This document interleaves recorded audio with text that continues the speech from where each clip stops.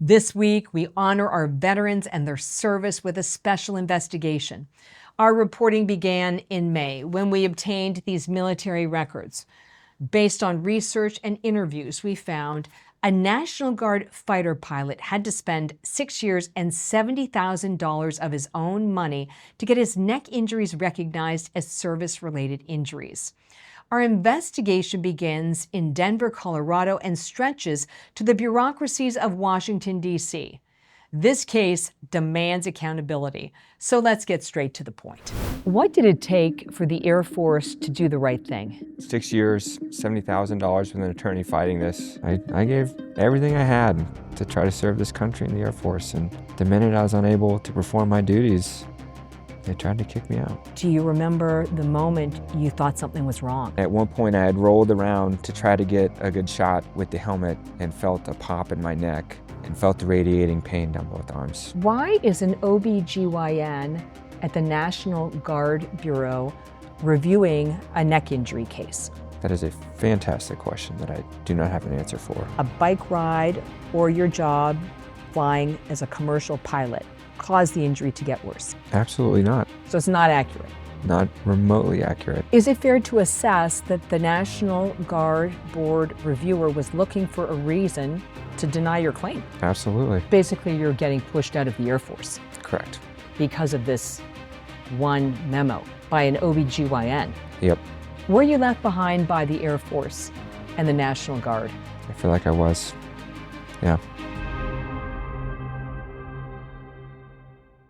I gave everything I had and could have served this country in the Air Force, and the minute I was unable to perform my duties, they tried to kick me out. Air National Guard fighter pilot Cody Kirlin is speaking out about a very personal battle to get his flight training injuries recognized. We met the 36-year-old at an airfield outside of Denver, Colorado. What did it take for the Air Force to do the right thing? 6 years, $70,000 with an attorney fighting this, going to all levels of the Air Force to try to get their attention to overturn this injury, to being back in the line of duty. How many service members have that kind of time and that kind of money?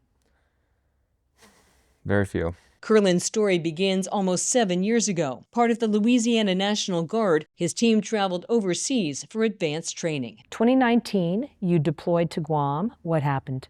On a routine training sortie, I experienced some pain in my neck. Ended up going to the hospital. I was unable to look up. Based on these military records, you were denied an MRI which can identify neck injuries twice. That is correct. Why? I can't give you a great answer for that. And we were told there's no such thing as emergency MRIs. Kirlin showed us this specialized helmet for fighter pilots. There's magnetic sensors in the jet that can tell where you're looking. And so you can guide your radar and heat-seeking missiles with this. So it's an incredible capability. But there are significant disadvantages. It's got some good weight to it. And, you know, the biggest problem with this helmet is the weight distribution. So when you're pulling 9 Gs, wearing that helmet with the weight of your head, it's well over 100 pounds. Do you remember the moment you thought something was wrong? I do, yes. At one point, I had rolled around to try to get a good shot with the helmet and felt a pop in my neck and felt the radiating pain down both arms. When the MRI was finally done, what was the diagnosis?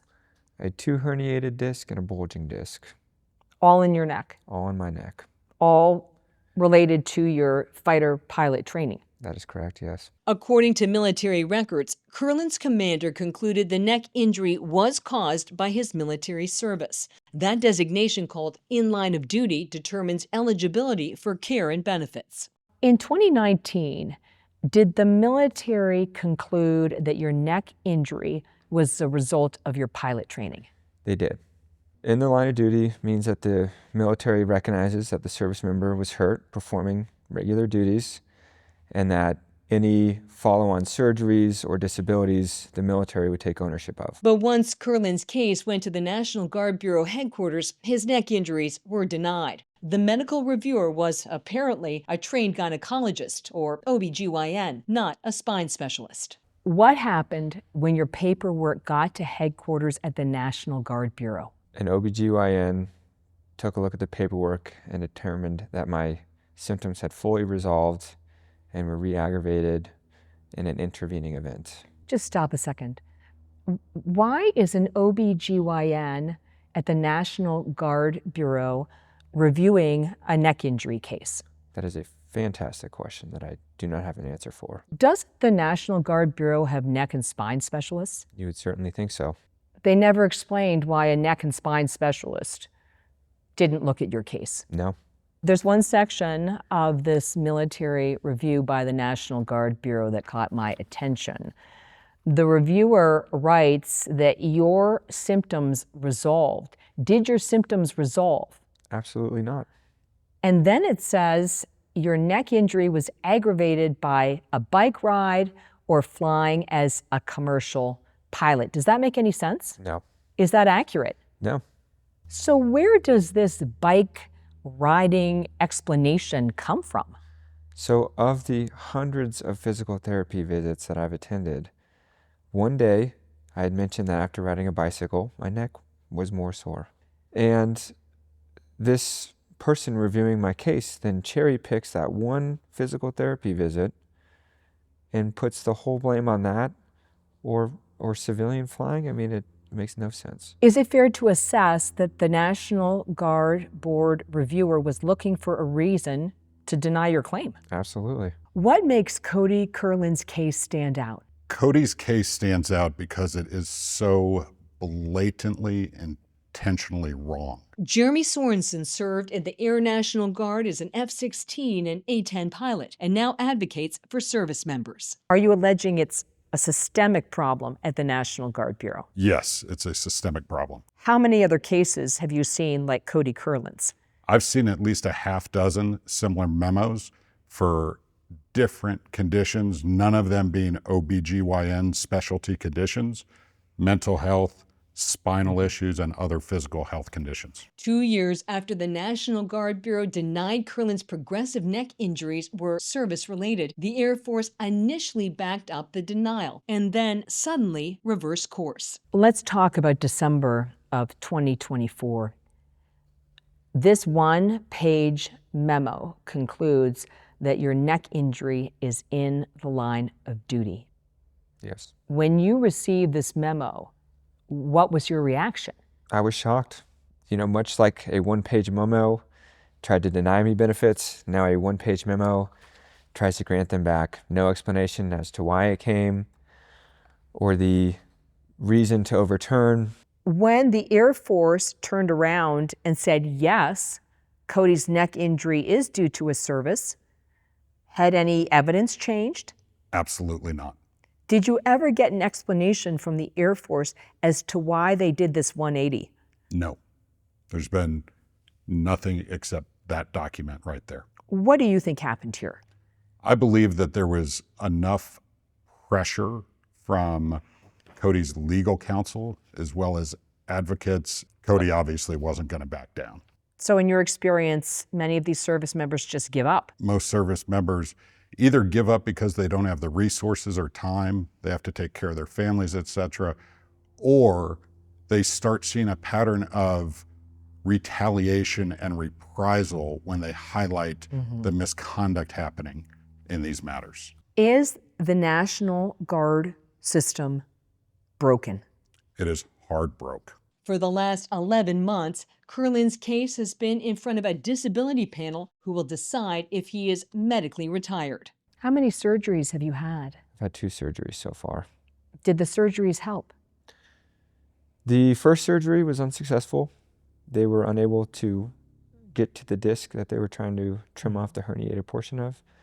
Second surgery did help. But it doesn't affect your ability to work as a commercial pilot. It does not, no. The physical requirements for an airline pilot are far different than that of an Air Force pilot. Is it about dollars and cents? Certainly appears so to me. The fact that they're overturning line of duty determinations at the cost of service members with no explanation, to me, I can't think of any other indications other than trying to save the government money. What can the Trump administration do differently than the Biden administration? So the current administration can put a fresh set of eyes on these matters. I've brought them to every level of the senior Department of War leadership, including to the chairman of the Joint Chiefs of Staff, General Kane, who I believe to be the one individual who has actually taken an earnest look at this matter. The Department of the Air Force continues to ignore this matter, and it is business as usual. So the Secretary of War can direct them to comply with law. My training as an investigative reporter is that you want to hear from all of the different sides in your story, and you want to give them enough time that you can get real answers to your questions. In this case, we reached out to the Air Force and the National Guard Bureau. We gave them a week to answer our questions. I mean, for most reporters, a week is an extraordinary length of time.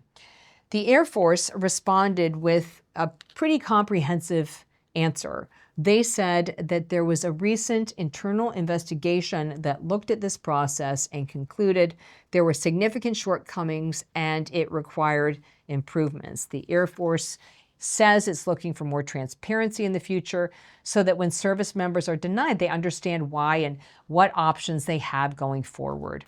The National Guard Bureau also responded.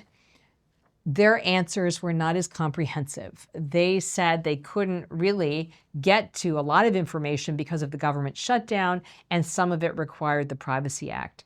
The National Guard Bureau did confirm that in cases like Cody Kirlin's, they don't have neck or spine specialists. We also reached out to the individual who reviewed Cody Kirlin's case. This is the person who is a trained gynecologist. We did not hear back from them.